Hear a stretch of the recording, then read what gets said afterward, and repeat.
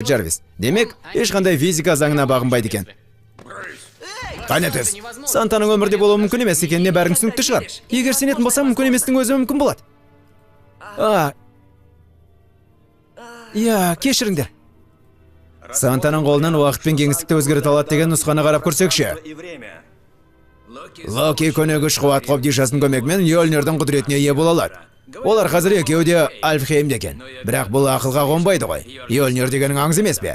Солай ғой. Асгардан келген құдай Тор сияқты ма? Жарайды, аңыз емес. Тордың бөлесі ақ болсын. Бірақ ол Санта емес қой, өйткені ешқандай Сантаның болуы мүмкін емес. Қаласыңдар дәлелдеп берем. Жүріңдер Альфхеймге барайық. Хеймдел ажалды жандар үшін бар құпиясына жасалмайды. Оған ештеңе жасай алмайсың. Сол да сөз бекен. Кемпір қосақтан жасалған көпірлерін кімге керек? Менде әлем аралық мультиөлшеуішті уақыт тасымалдағыш бар емес пе? Әзірге аты шикілі болып тұр. Мұныңнан түк шықпайды. Онда сен осында қалып қосалқы жоспар жасай бер. Бірдеңе болып қалса, Сантаны ауыстыратын біреу керек болады.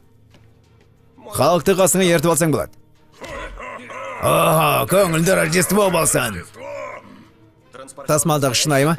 Біз Сантаны іздеуге аттанып бара жатсақ, сен тасымалдағышты шынайы деп сұрап тұрсың ба? Жарайды, ең болмаса сынақтан өткізін бе? Ендеше, бірінші сынақ. Уақыт кетті.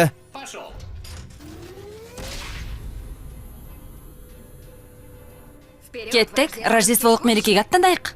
Алақай! Біз Санта-Клаустың өзін көретін болдық қой.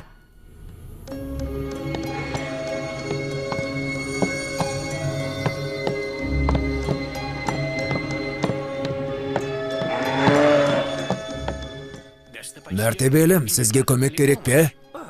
Бойынан күш қуаты қайтқан қарияға жан ашып тұрған болғым болды екен. Мен команда Рафелдемін. Асыл тастардың сақшысы қызметіңізге әзір. Локи. Соның дәл өзімін, команда Рафедел. Жаныңыздың ашылғаны үшін рахмет. Бірақ маған қарағанда енді көмек сізге керек сияқты.